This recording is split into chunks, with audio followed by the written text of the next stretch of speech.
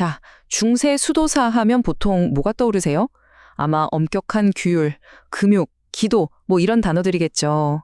근데요, 이분들이 사실 오늘날 우리가 열광하는 최고의 맥주, 와인, 샴페인을 처음 만들어낸 미식의 선구자였다면 좀 놀랍지 않으세요? 오늘은 바로 이 기가 막힌 반전, 그러니까 수도원의 그 금욕적인 생활이 어떻게 최고의 미식들을 탄생시켰는지 그 비밀을 한번 제대로 파헤쳐 보겠습니다. 여기 보세요. 육식을 하는 습관은 몸을 타락시킨다. 일주일에 3번 고기를 먹는 것으로 충분하다. 이게 템플 기사단 규율의 한 부분이에요. 와, 이것만 봐도 당시 수도 생활이 얼마나 빡빡했을지 감이 오시죠? 맞아요. 바로 이런 모습. 이게 우리가 흔히 수도사 하면 딱 떠오르는 그 이미지잖아요. 네, 맞습니다.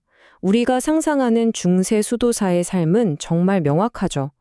세상의 온갖 즐거움과는 담을 쌓고 오직 기도하고 일하고 또 아주 엄격한 규칙 속에서 자신을 바치는 그런 삶 말이에요. 그들이 지켜야 했던 규칙들은요, 정말 상상 이상이었어요. 아니, 심지어 그릇도 모자라서 2사람이 한 그릇으로 밥을 먹어야 했다니까요. 고기는 뭐 아주 특별한 날 아니면 일주일에 딱 3번, 그 이상은 꿈도 못 꿨죠. 이 모든 게 다 공동체 생활과 영혼의 구원을 위해서였다고 합니다.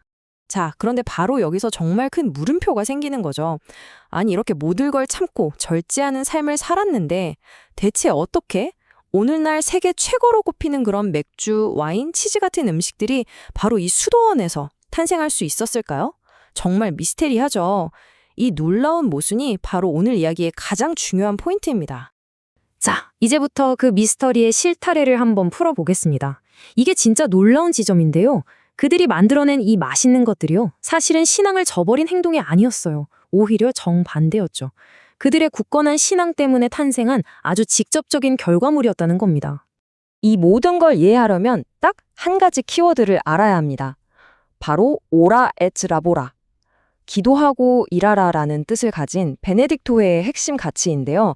그러니까 이분들한테 노동은 그냥 힘든 일이 아니었던 거예요. 포도를 키우고 맥주를 만들고 치즈를 숙성시키는 이 모든 과정 하나하나가 신에게 바치는 경건한 기도의 한 부분이었던 거죠. 물론 여기엔 아주 현실적인 이유도 있었습니다. 생각해보세요. 중세시대의 물이 어땠을까요? 깨끗했을 리가 없죠. 온갖 병균 때문에 마셨다 하면 병들기 십상이었어요. 그런데 맥주는 만드는 과정에서 물을 팔팔 끓이잖아요. 그러니까 병원균은 다 죽고 훨씬 안전한 거죠. 심지어 영양가도 높았고요. 그래서 얼마나 마셨냐고요? 1인당 1년에 60에서 66갤런. 이게 어느 정도냐면요. 무려 240리터가 넘는 양입니다. 상상이 가세요?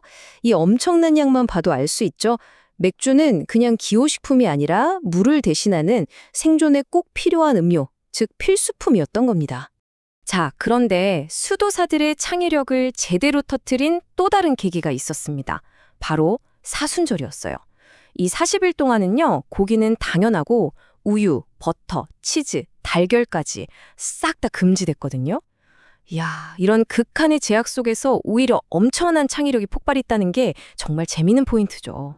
그래서 이 힘든 시기를 버티기 위해 만들어낸 발명품이 뭔지 아세요? 바로 이 프레첼입니다. 재료를 한번 보세요. 밀가루, 물, 소금. 정말 간단하죠? 사순절 규율에 어긋나는 게 하나도 없는 완벽한 음식이었던 겁니다.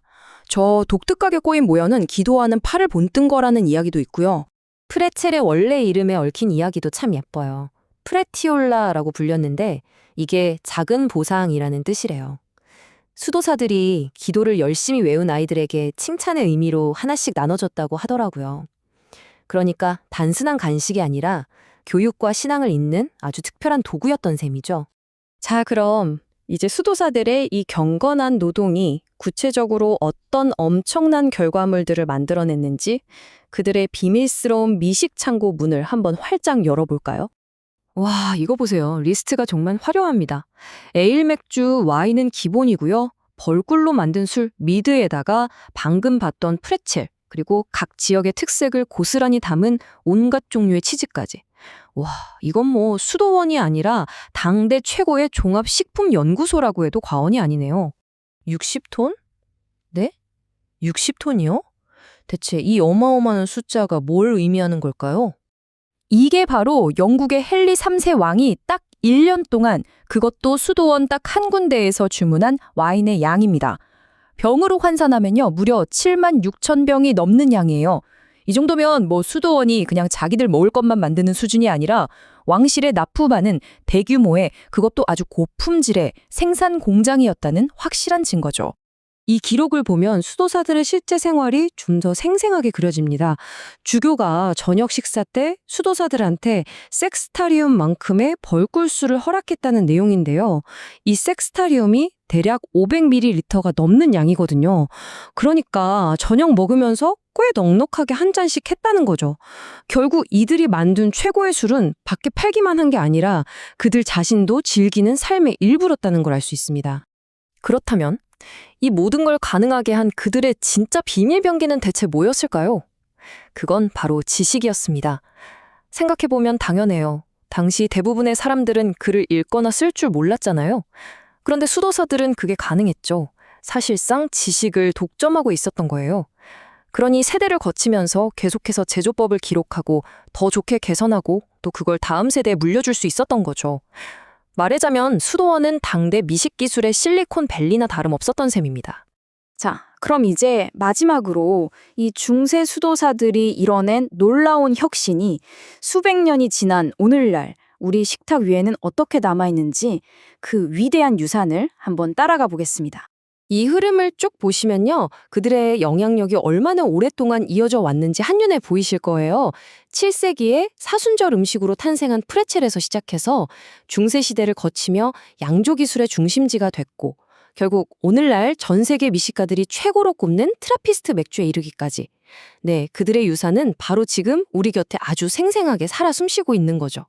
결론적으로 중세 수도사는 그냥 조용히 기도만 하던 금욕의 상징이 아니었던 겁니다.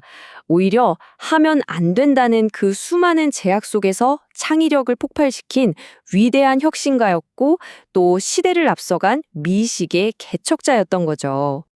자, 오늘 이 이야기를 전부 듣고 나니 어떠세요? 평소에 그냥 아무 생각 없이 마시던 맥주 한 잔, 무심코 집어먹던 치즈 한 조각이 조금은 다르게 보이지 않으시나요?